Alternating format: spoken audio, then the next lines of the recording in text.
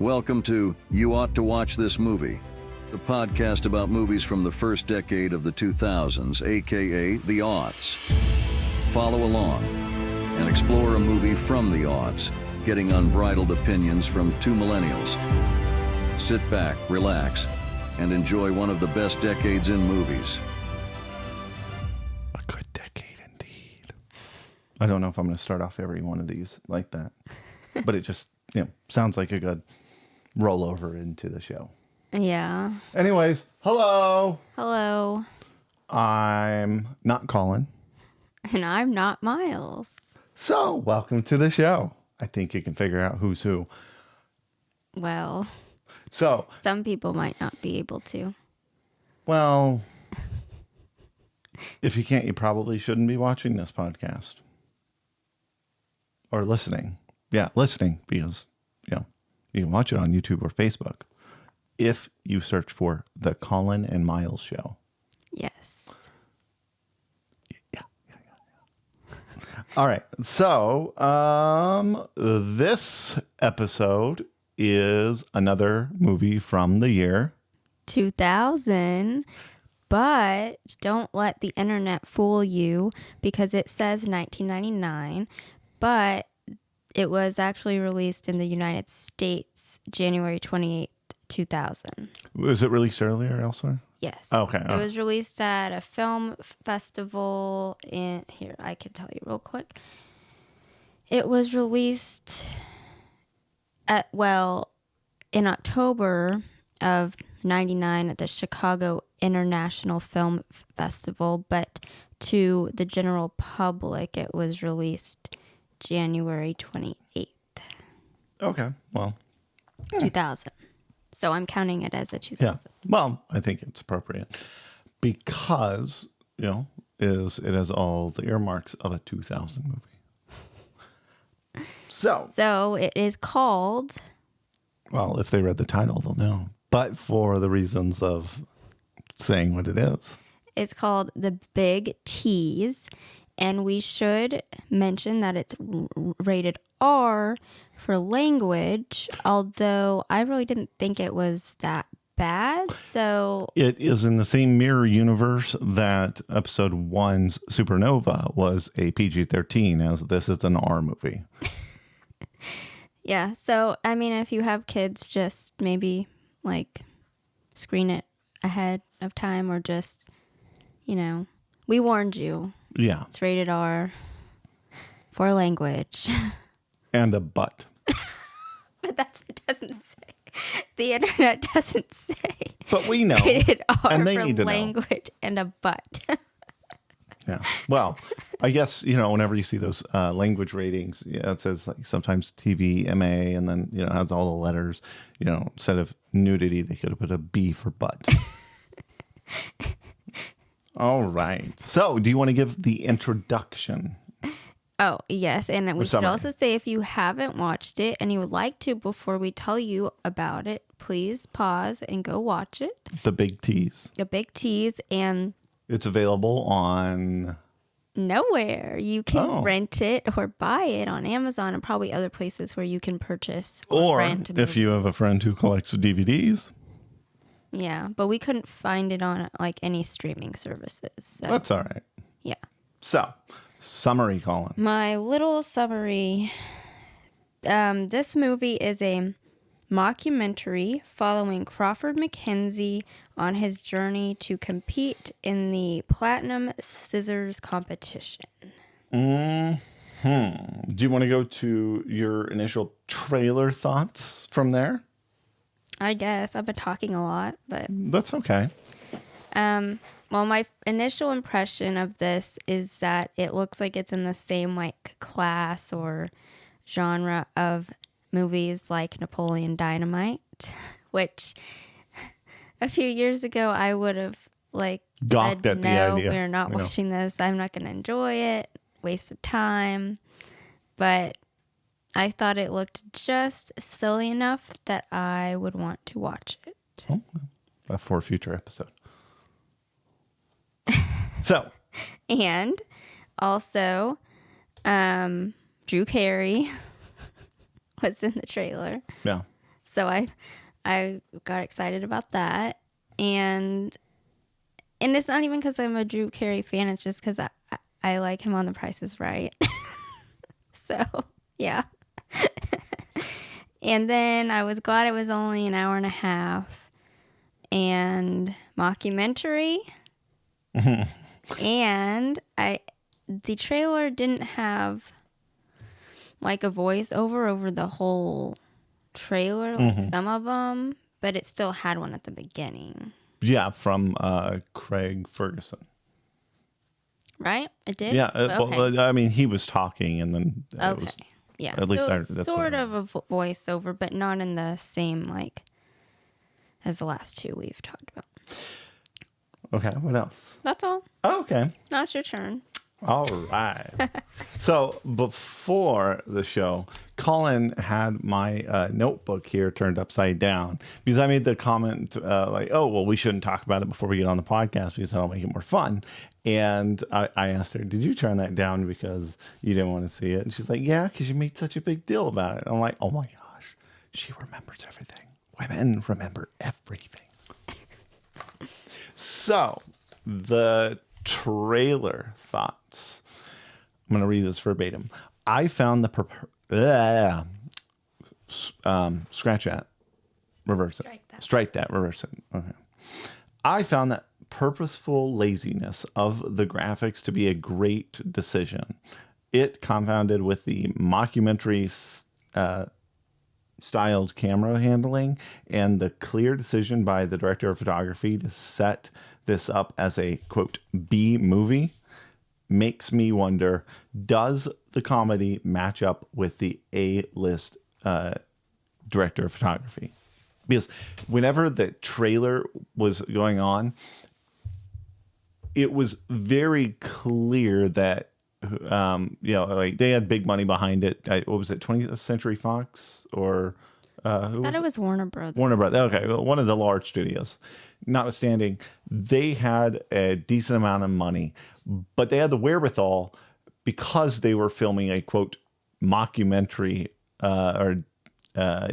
this individual, the lead character. What was his name? The lead character? Yeah. Crawford McKenzie. Crawford McKenzie. Because Crawford McKenzie was filming this as his own documentary, and he was using, some small crew, having at least a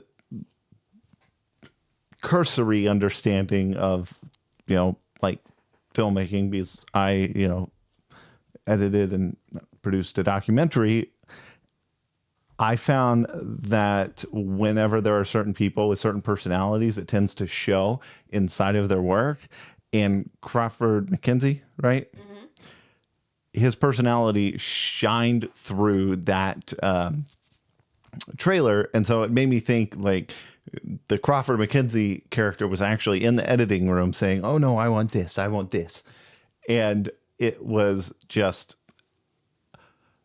clear that they put the money in the director of photography to really captivate the sense that this is, Crawford McKenzie's documentary, not, a Warner Brothers film.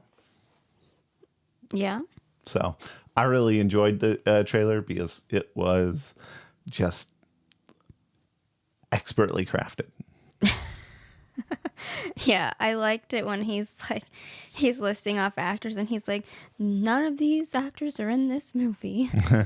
None of these actors. Yeah, that was fantastic. So, moving on to actors that we recognized, which maybe I won't list all of them because there were so many that I was like, oh, that person looks familiar. There's even more that weren't in the movie. Where do I know this person from? So, of course, I already said Drew Carey, but he just had a cameo.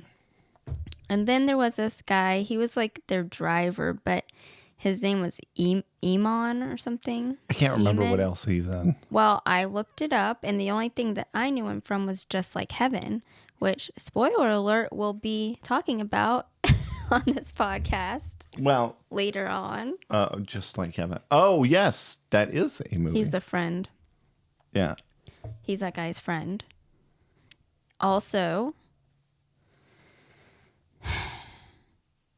The person, David Rash or Rosh, or I don't know how to pronounce his last Rosh. name, who played Stieg. I was like, he looks familiar, and finally, I found that he was in Impastor, which was a show with Michael Rosenbaum on TV Land. And of course, there was Sarah Gilbert, who was from Roseanne and The Connors, and also was on The Big Bang Theory. She made a cameo. And then Ted McGinley, who I think we've decided we knew from Married with Children. Remember, you said he was Steve? Yeah, he was. I think. And he I was Steve, think yeah. that's what IMDb said as well. Oh. Well, back to that Donald Logg Yes. guy. Yes. He was in an episode in House. Yes, but I don't think I would recognize him from one episode of House. Oh, okay. But I looked at the list and I was like, oh, just like Heaven. That's probably why. I remember where I recall him from that crossover of what Gotham. Oh, okay. Yeah, as I at least I remember it being on and him being in there, because I'm looking at his stuff now and he looks so familiar, but I can't find what I know him from. You know, it was an episode of X-Files, but I don't remember. He was an episode of Felicity. Never watched that, So why would you mention it? I don't know, because I'm just scrolling through here thinking, but anyways, he is a funny guy, to say the least. So, but that's all who you remember. Yep. Okay. That was actually everybody on my list. So, Well, immediately, this is Craig Ferguson in his prime. Craig Ferguson, I remember him on, I think it was a Late Late Show. What was that? It or something? well, I didn't look him up because I didn't know him. Oh. Well, I knew him. Craig Ferguson, at least once we get the name of the show confirmed. Show to be named momentarily. The Late Late Show. The Late Late Show. During his later years, it got less funny, but I remember, like, at least in the early time, whenever you had you had the Tonight Show with Jay Leno, and then Conan follow him with the late night. I don't remember what it was. We should probably be doing our homework before. I did my homework. Well, I didn't. It's almost like us revisiting high school. Yeah. Miss Summa Cum Laude over here does all her homework, but me, not so much. So, needless to say, I thought that this was, I don't know if Craig Robinson was actually credited in writing it. This? Yeah. But, Late Night with Conan O'Brien. Late Night with Conan O'Brien, yeah. So, all of those individuals, he was on par for a while with Conan O'Brien, but then I don't know what happened to him. Well, that's just your opinion. Yeah, I have several opinions if you didn't know. You may not like them all, but they're there. So, should we start talking about the actual movie? Yeah. I don't know how many. I didn't write a lot of notes because I was just kind of enjoying the movie, and I didn't have a lot of like deep commentary going on. Definitely agree. As I didn't write many notes either because I was pretty busy enjoying it. I just realized how much Craig Ferguson looks like Hunter Biden in this photo. Which, you know, I'll put up a side-by-side photo for the viewers. That's just kind of weird. Is this photo right here? I guess. Yeah. Anyways, so needless to say, his time on the Late Late Show was definitely memorable for me. My next line was, "The writing is phenomenal." I have to see if he was involved in this writing, because it was just such. It says here 1999 American film, but if it came out in 2000 in America, that means it's 2000 for us. What? Huh? It lists here on Wikipedia that it was a 1999 American comedy film. And that's because I know, and released that's at why I that said film if it came out in 2000 in the U.S., it's a 2000 Well, for us. I mean, I guess I might have gotten confused. Well, at first I did say it came to the Chicago International Film Festival in '99, but it wasn't released to the general public until 2000. So I'm counting it as 2000. And if we go back down, Well, let's jump into like the synopsis of the movie. So, or our comment. yeah. So, what's his name? Crawford McKenzie. Crawford McKenzie is a hairstylist in Scotland who gets an invite to the Platinum Scissors competition in LA. To compete. Yeah, or so he thinks. Yes. And so he has this big going away and everyone. Then he gets to LA and he runs up this immense hotel bill. And, he's like, hey, they're not covering the bill, blah, blah, blah. And so he goes up to the Platinum Scissors place and, starts asking questions. Well, it's the same thing that happened with Michael Scott thinking he got an invite to Ryan Howard's launch party for Dunder Mifflin 2.0. And when Jim's in the car asking, what's the first few letters of the address? www.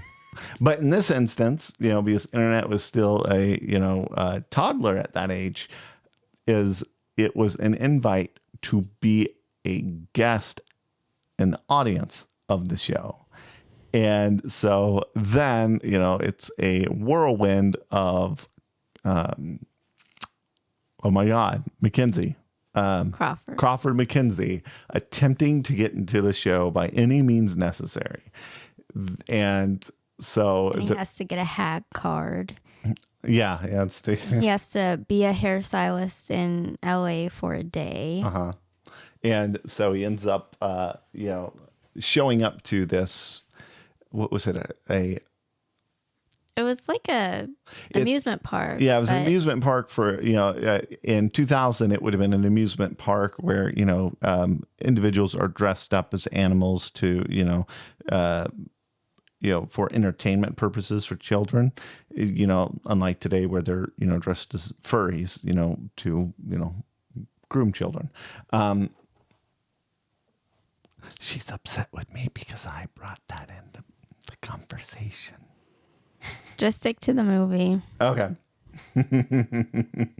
So, in that, ultimately he runs across this guy, Stig, who's another hairdresser. Uh-huh. And Stig is, this, like, he's the Fabio of, hairdressing in LA. Like, he's a Norwegian guy and, oh, look at me. And he, attempts to originally, work in Stig's shop for a day for his HAG card, but, Stig says no. And so it's this culminating effort, after he gets his HAG card, because there's this guy, Senator Crockett, who I guess is one of the California senators who, puts on the Platinum Scissors competition. And he is the most stereotypical macho senator guy.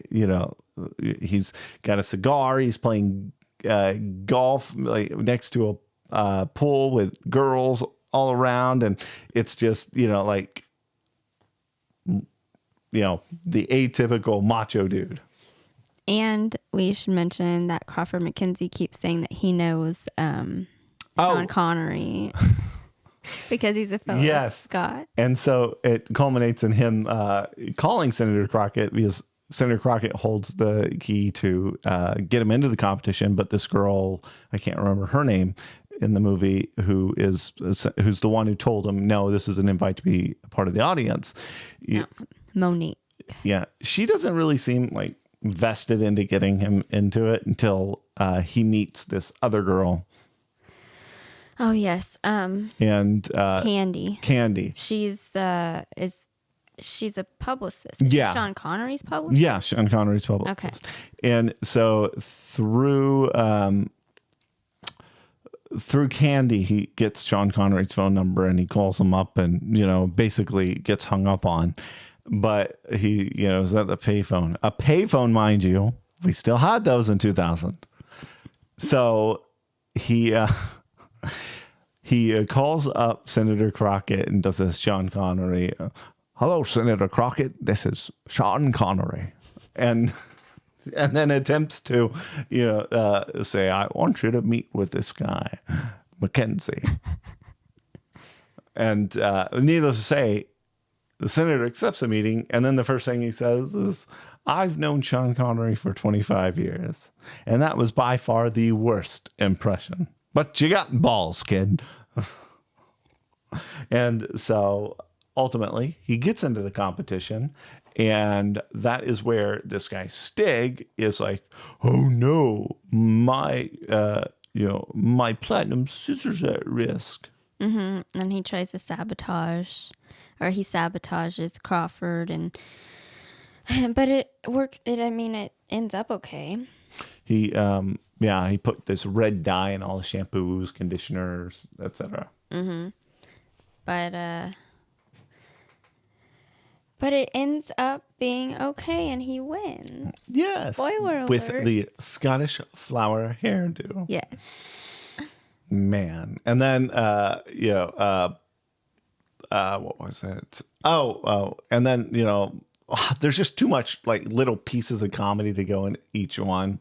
But is the hilarity ensuing around Candy and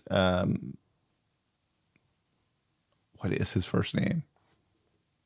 Crawford. Candy and Crawford McKenzie. The hilarity that ensues around, their relationship is just phenomenal. But, and the short, what is it called? When the short cameo when Drew Carey shows up to talk Crawford McKenzie up because Candy's the publicist and I guess Drew Carey owed her one. Yes. It was just absolutely hilarious. Yeah. But what really irritated me is that Monique was like, I knew you'd get in. It's like, girl, no, you didn't. You were sitting there saying, sorry, I'm the gatekeeper. Go away. Bye now. Yeah.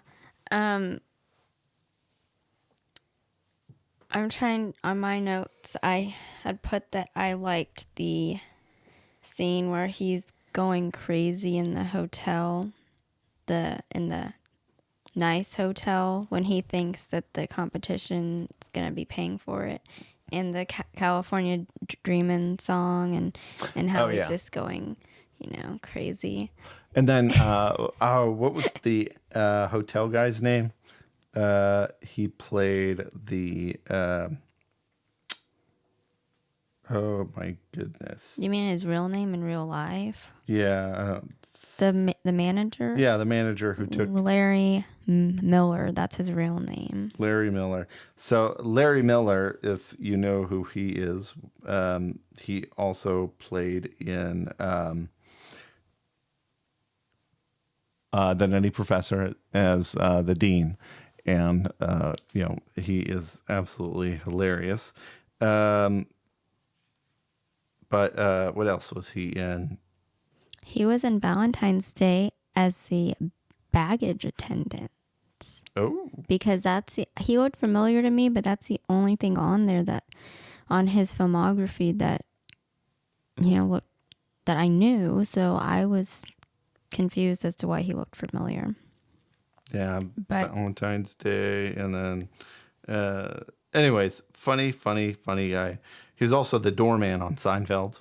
Oh, See that, and looks like, Third Rock from the Sun, of course. And, yeah. But he's a funny guy. Needless to say. Yeah.